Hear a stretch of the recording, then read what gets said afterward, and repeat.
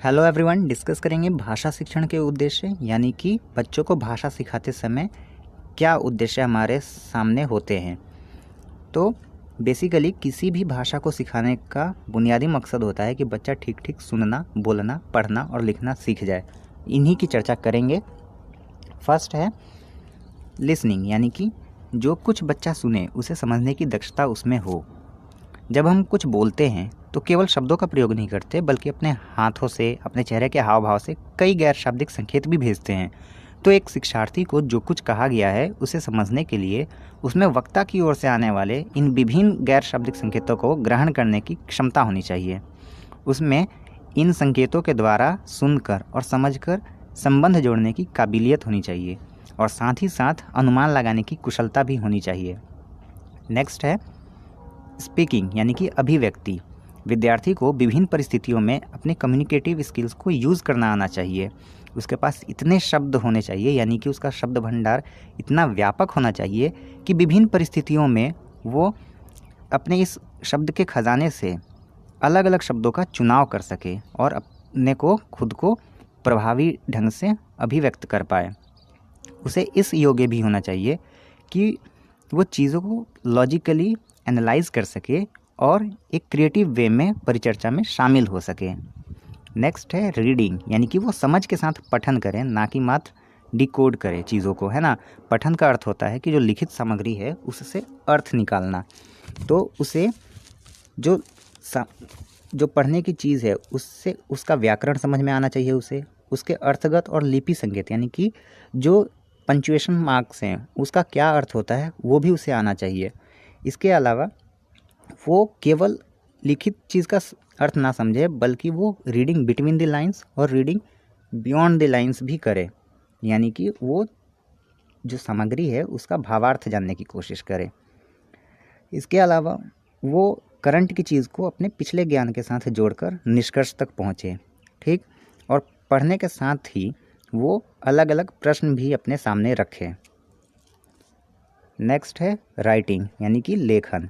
लेखन को यांत्रिक प्रक्रिया मान लिया जाता है, लेकिन राइटिंग जो है वो मैकेनिकल प्रोसेस नहीं है। हम जब एग्ज़ाम देने जाते हैं तो हमारे दिमाग में बहुत से विचार होते हैं, लेकिन जब लिखने की बारी आती है तो हम सही ढंग से लिख नहीं पाते हैं, अभिव्यक्त नहीं कर पाते खुद को। तो विचारों को सुसंगत ढंग से संयोजित करने की योग्यता बच्चे में विकसित करनी चाहिए। इसके साथ ही साथ व्याकरण, शब्द ज्ञान और विराम चिन्हों पर भी उसको ज्ञान देने की ज़रूरत है, क्योंकि विराम चिन्ह हम अक्सर गलत इस्तेमाल करते हैं। एग्जाम्पल के लिए अगर हम सिंगल इन्वर्टेड कॉमास और डबल इन्वर्टेड कॉमास की बात करें तो इसको हम गलत तरीके से इस्तेमाल करते हैं। कहाँ सिंगल लगाना है, कहाँ डबल लगाना है, इसका ज्ञान नहीं होता है बहुत लोगों के पास। तो इन सब पर नियंत्रण करना भी बच्चे को सिखाना होगा। शिक्षार्थी को अपने विचार सहज एवं व्यवस्थित ढंग से प्रकट करने का आत्मविश्वास विकसित करना चाहिए, और ये केवल तभी संभव हो पाएगा जब हम लेखन को एक प्रक्रिया के रूप में देखेंगे, ना कि एक उत्पाद के रूप में। यानी कि राइटिंग जो है एक प्रोसेस है, ना कि प्रोडक्ट है।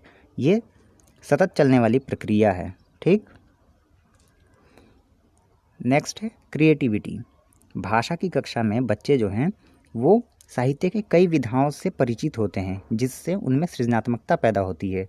तो विद्यार्थी को अपनी कल्पना और सृजनात्मकता विकसित करने के लिए पर्याप्त स्थान मिलना चाहिए। ये भी भाषा शिक्षण का एक महत्वपूर्ण उद्देश्य है। नेक्स्ट है संवेदनशीलता, यानी कि बच्चों को सेंसिटिव बनाया जाए, उनको इमोशनली स्ट्रांग बनाया जाए। उदाहरण के लिए आपने दो बैलों की कथा पढ़ी होगी प्रेमचंद की, या फिर बूढ़ी काकी, कफन, ईदगाह, ये कहानियाँ पढ़ी होंगी। तो इन कहानियों में संवेदनाओं, जो मानवीय संवेदनाएं हैं, वो कितनी बखूबी रूप से प्रकट किया गया है। तो समाज में जो है हमारे साथ जो होता है वो साहित्य में झलकता है। तो साहित्य के ज़रिए लोगों को संवेदनशील बनाने की कोशिश की जाती है, और साथ ही साथ जो आसपास के मुद्दे हैं उससे बच्चों को अवगत कराना चाहिए, और भाषा की क्लास में ये सारे अवसर मिलते हैं। इसके अलावा जो आसपास के लोग हैं और जो राष्ट्र के प्रति संवेदनशील बनाने की जो प्रक्रिया है वो भाषा की कक्षा में बखूबी निभाई जाती है। तो संवेदनशीलता भी भाषा शिक्षण का एक महत्वपूर्ण उद्देश्य है। इसके अलावा व्यवहारिक योग्यता प्रदान करना भी भाषा शिक्षण का मकसद है। सफल हम किसे मानते हैं? जो अपनी बात को सही प्रकार से दूसरे के सामने रख सकता है, या फिर दूसरों की बात को सुनता है और उसका सही अर्थ लगा पाता है। इसके अलावा भाषा की क्लास में ज्ञान की अभिवृद्धि भी होती है। कैसे? जब हम साइंस पढ़ते हैं या मैथ्स पढ़ते हैं या कोई भी अन्य सब्जेक्ट पढ़ते हैं तो वो मीडियम हमारा कोई भाषा ही होता है, या तो इंग्लिश होगी या हिंदी होगी या और कोई दूसरी भाषा। तो विभिन्न विषयों का ज्ञान छात्रों को उनकी विषयगत भाषा द्वारा ही दिया जाता है, तो इससे ज्ञान की अभिवृद्धि भी होती है।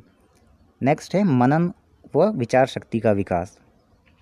ये मनन करने की शक्ति जो है यही हमें जानवरों से अलग करती है, क्योंकि सोचने की शक्ति केवल इंसानों के पास होती है। तो मनुष्य को भाषा का ज्ञान जितना अधिक होगा उसकी विचार करने की शक्ति तथा विषय पर अधिकार भी उतना ही अधिक होगा। नेक्स्ट है पर्सनैलिटी। हम जो कुछ होते हैं हमारे शब्दों से पता चल जाता है कि हम क्या हैं, यानी कि कहने का अर्थ है कि मनुष्य की भाषा पर उसके व्यक्तित्व की स्पष्ट छाप होती है। हम जैसे हैं, हमारे शब्द जो हैं वो झलकते हैं, हमारा व्यक्तित्व जो है हमारे शब्दों से झलकता है। तो भाषा द्वारा ही शिक्षा दीक्षा का पता लगाया जा सकता है। आप कुमार विश्वास, अमिताभ बच्चन या शशि थरूर को सुनते हैं, इनकी वाक शैली कितनी प्रभावी होती है ना। तो जिस भाषा में मनुष्य सोचता है उसके अनुसार ही उसका चरित्र और व्यक्तित्व बनता है। इसके अलावा भाषा शिक्षण का उद्देश्य है कि कला, साहित्य और संस्कृति का ज्ञान भी बच्चों को कराया जाए, है ना। प्रत्येक भाषा का अपना साहित्य होता है और वही साहित्य उस समाज, देश, सभ्यता का दर्पण होता है। तो उस साहित्य से परिचय कराना भी बच्चों को उस भाषा शिक्षण का एक उद्देश्य है। इसके अलावा भाषा शिक्षण जो साहित्य वगैरह है उससे हम आनंद प्राप्त करते हैं। जैसे कवि सम्मेलन हुआ या फिर कहीं मुशायरा हुआ, कोई गोष्ठी हुई, तो विभिन्न प्रकार का रसात्मक और ज्ञानात्मक साहित्य मनुष्य के थके मन को शांति और आनंद प्रदान करता है। आशा है आपको ये सारी चीज़ें समझ आई होगी कि भाषा किस लिए सिखाई जाती है, भाषा शिक्षण का मकसद क्या है। तो मिलते हैं नेक्स्ट टाइम, तब तक के लिए थैंक यू फॉर वॉचिंग।